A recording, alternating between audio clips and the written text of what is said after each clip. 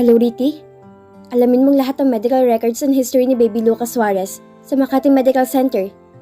Kunin mo misking kaliit-liitan na detalye ang tungkol sa kanya. We need to dig more about him. Sabi ko sa kausap na private investigators na tinawagan ko. I lose my focus sa next target ko dahil sa mga natuklasan ko. Marami akong plano, pero nabaliwala yun dahil sa revelasyon na laman ng envelope na hawak ko. Alondra is smart enough para makuha ang lahat ng mahalagang detalye na to. Kung bakit ngayon ko lang kasi to nakita, kung kailan nakaalis na siya at sinabing hindi na muling magpapakita pa. Kailangan na makausap ko siya, kaya lumabas ako ng bahay at umaasa na makikita ko pa si Alondra. Dahil ilang minuto pa lamang ang nakalipas, pero wala na siya. Nakakapanghinayang. Sinayang ko magandang pagkakataon na magtanong at alamin ang mga sagot na bumabagabag sa akin ngayon. Oras na magkita kami. Sasabihin ko sa kanyang totoo. Dahil umaasa ako na mas higit na mapapadali ang paghahanap ko sa katotohanan kung magtatanong ako sa kanya. Sila ni Lucas ang dati na magkakilala at magkasama. Marami siyang alam tungkol sa katauhan, kilos at tungkol sa anak ko sa maaaring makasagot sa tanong na ngayon ay paulit-ulit na dumadaloy sa isipan ko. Something is wrong, kaya napasok at napunta ako sa katawan ng anak ko. Natatakot ako na nawala siya ng araw na nabaril yung tumakas sila ni Alondra sa kampo ni Rafa.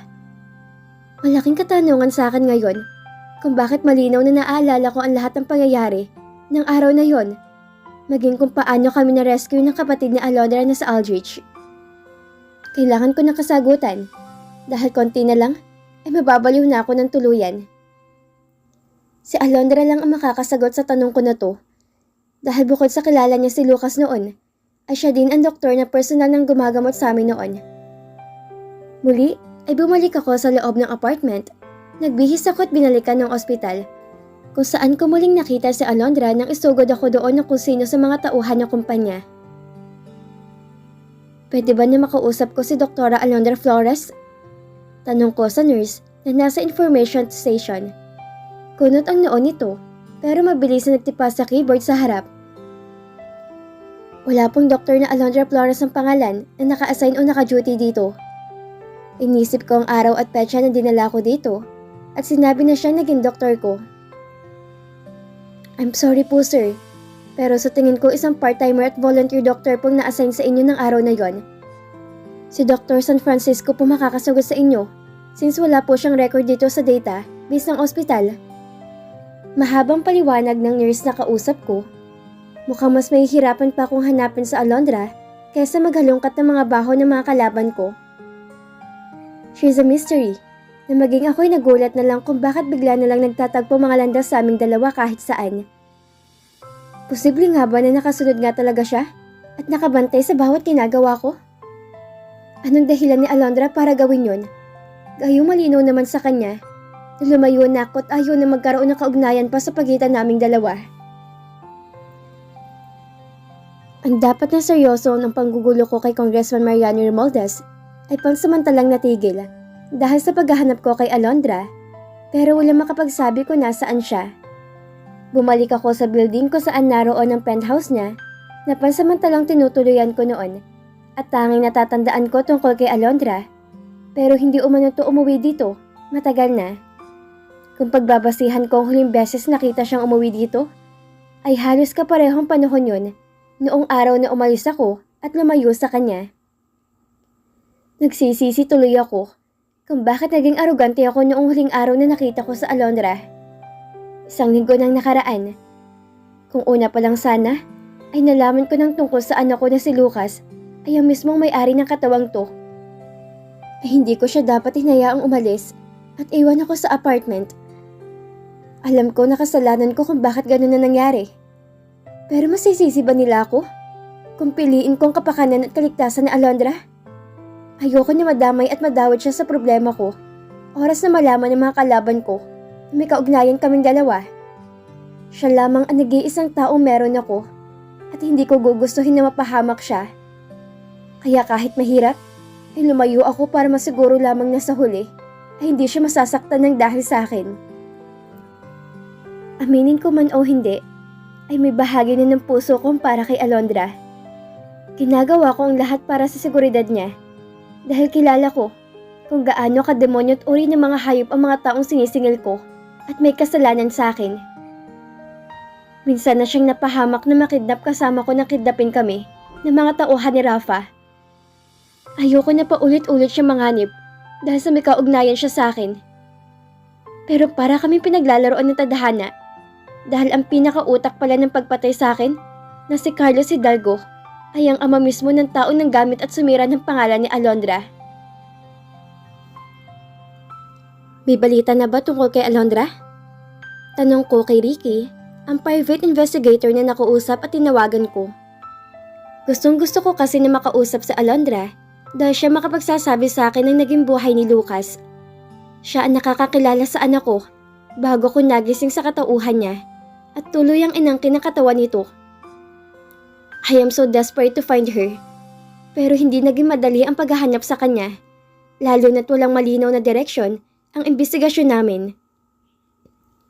Dahil wala na kaming ibang nakuhang kahit anong record si Lucas, matapos na tumakas to sa mga taong umampun dito, na ngayon hindi rin makausap ng matino dahil nasunog ng pinagbabawal na gamot ang mga utak at tuloy nang nawala sa katinoan.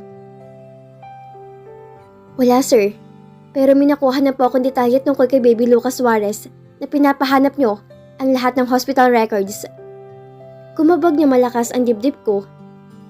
Mukhang may mahalaga akong impormasyon na makukuha sa pagkakataon na to. Anong nalaman mo, Ricky? Agad na tanong ko. Ipinadala ko na po sa email mong lahat ng kopya ng mga records niya. Wala nung ipanganak siya ni Miss Elise. Sagot nito. Agad na nagpaalam ako at ibinaba ang tawag dito. Saka ko na siya kakausapin at tatanungin. Mas mahalaga sa akin ngayon ang detailed records ng anak ko. Dahil posible na may makuha ko maliit na detalye na makakasagot sa kahit isa sa katanungan ko. Baby Lucas Vizca Suarez. Usal ko matapos mabasa ang unang detalye sa kopya ng records niya mula sa Makati Medical Center. Hindi ko alam kung paano nagkaroon ng akses si Ricky dito, pero wala na akong pakialam doon. Dahil kaya ko nga kinuhang serbisyo niya, dahil may kakayahan at connection siya na walang iba't ordinaryong tao. 5.5, katumbas ng 2.5 kg lang ang timbang niya. Average na normal na 7.5 na bagong silang na sanggol. Normal pa rin siya kung pagbabasihan, pero mahina ang tibok ng puso niya at mahina siya. 7 araw na naka-incubator si Baby Lucas nang bigla lamang tumigil ang tibok ng puso nito na inabot ng 7 minuto. Akala ng mga doktor ay wala na to dahil ginawa na nila ang lahat para i-revive ang sanggol. Pero makalipas ang halos 3 minuto, ay muling nagkaroon ng linyang aparato na nakakabit sa katawan nito.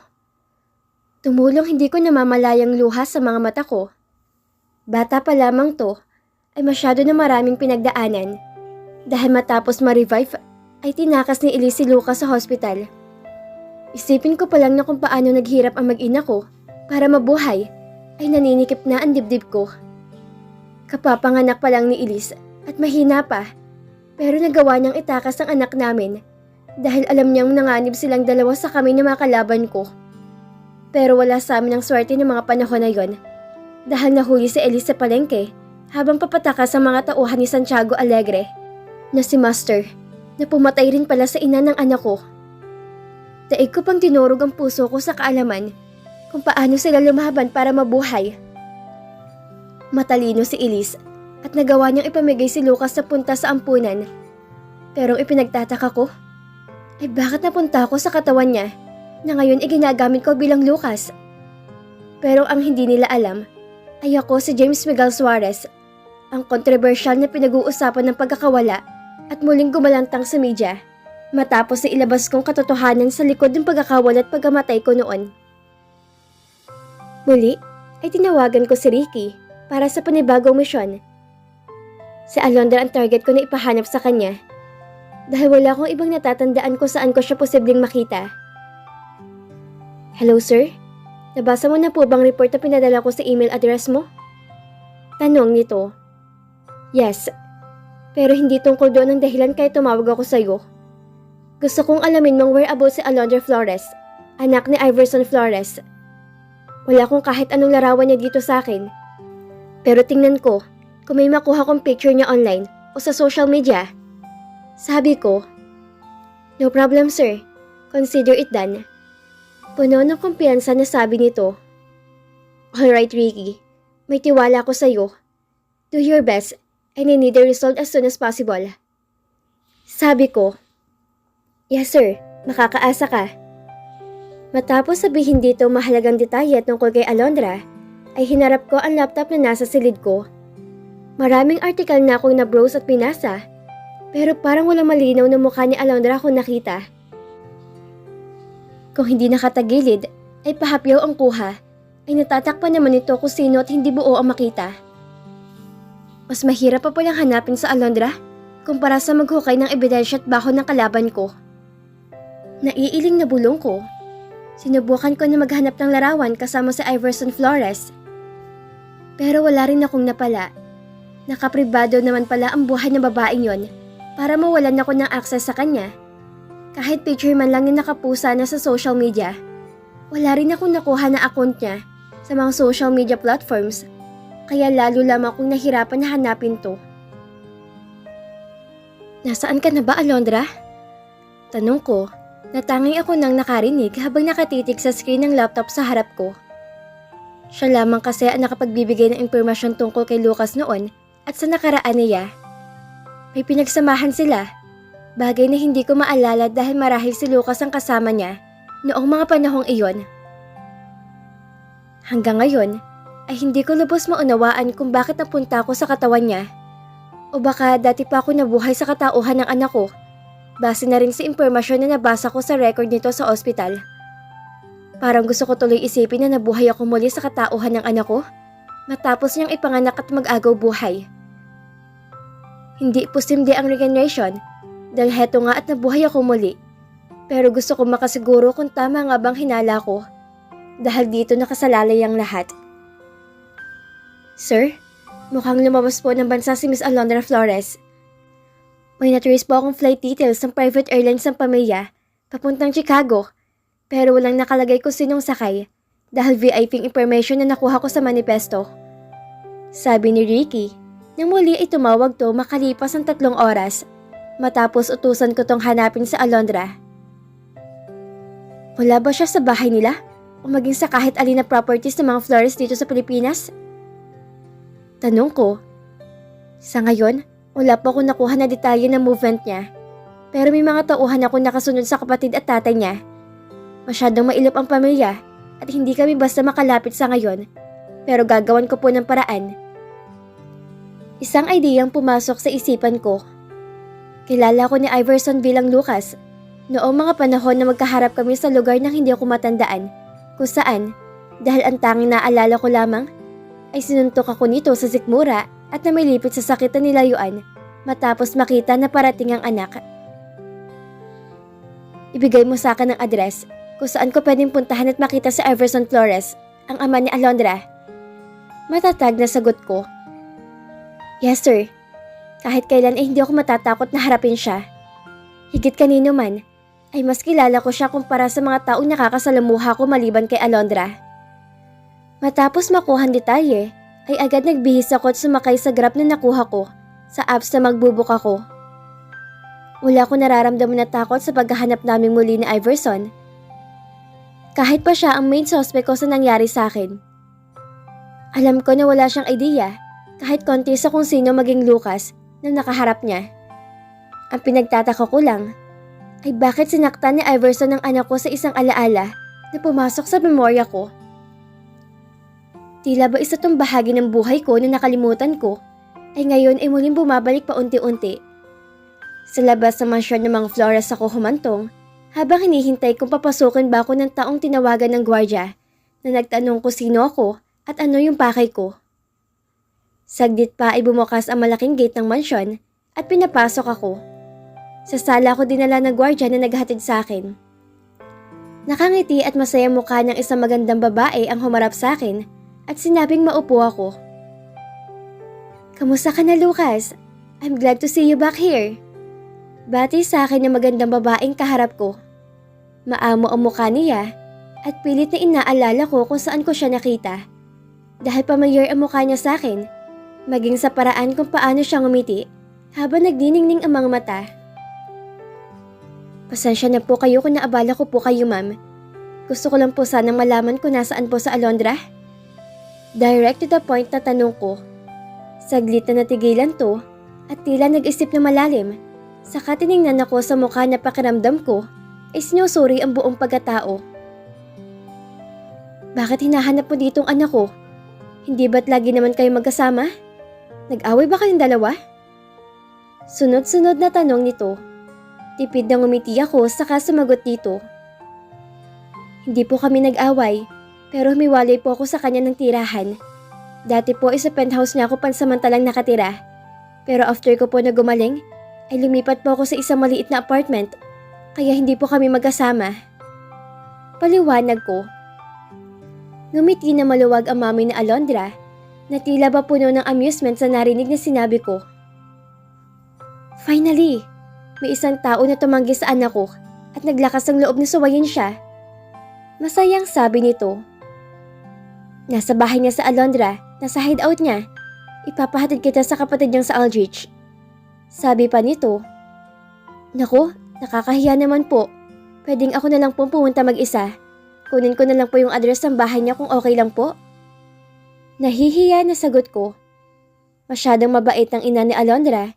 Hindi ito nagdalawang isip na sabihin sa akin kung nasaan ang anak, na tila ba malaki ang tiwala niya at kilalang kilala talaga ako.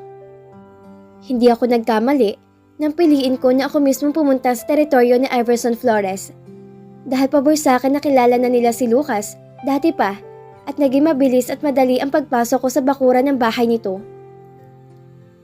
Kung gugustuhin ko na gumawa ng masama, ay kaya kong gawin sa mga oras na to.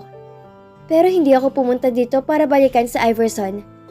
Dahil gusto ko muna makasiguro na tamang impormasyon na hawak ko at mga detalye na alam ko bago ako magsimulang singilin sila sa paraang naglalaro sa utak ko. Aldrich anak, pakihatid si Lucas sa safe house na Alondra. He wanted to surprise your sister, kaya huwag mo munang ipaalam sa kanya. Sabi ng ginang sa anak na lumabas galing kusina may dalang tsaa. Alright ma'am, kunin ko lang ang car key ko. Magalang na sagot ni Aldrich sa ina. Ikaw nang bahala sa anak ko ha? Masayang sabi pa sa akin ng mami ni Alondra sabay tawa. Maganda at mabait to. Hindi na ako magtataka na dito nagmana sa Alondra. Kaso nga lang, may pagkamalditang isang yon. Teka, paano ko nasabi na maldita sa Alondra? Saan ko nakuhang idea na yon? Tanong ko sa sarili ko. Saglit pa ay lumabas sa Aldrich sabay aya sa akin dahil may pupuntahan pa umano to. Bakit pinagtataguan ka ng kapatid ko? Huwag mo sabihin ng bababae ka. Seryoso ang mukha na tanong ni Aldrich habang nasa daan nakatutok ang mga mata nito. Hindi wala kaming issue na ganyan. Tanggi ko. Hindi na to sumagot dahil may tumawag dito na agad sinagot matapos pindutin ng earpiece na connected sa Bluetooth. Yes, anything? Tanong nito sa kausap. Hanapin mo kung sinong tarantado nagkalat ng sosyo na chismis sa media. Want the result in 2 hours. Galit at malakas sa sabi nito sa kausap. Napaisip ako. Mukhang hindi lang akong kalaban ng mga Flores at may ibang tao ang naglabas na kung anong chismis tungkol sa pamilya nila. Isang bagay lang ang nasisiguro ko. Hindi sa akin galing yon at wala akong kinalaman sa kung anong klase ng chismis na kumakalat at kasiraan sa pamilya nila. Sa ngayon, hahayaan ko muna silang kumilos ng payapa at tahimik habang kumikilos ako at nag-imbestiga kung totoo nga ba ang report na binibigay ni Alondra sa akin at hindi ito resulta na kontrolado ng ama niya. At dito na po nagtatapos ang kabanata ng ating kwento. At sana'y muli niyo po akong samahan sa mga susunod pang kabanata na ibabahagi ko sa inyo. Maraming salamat po at ingat po tayong lahat.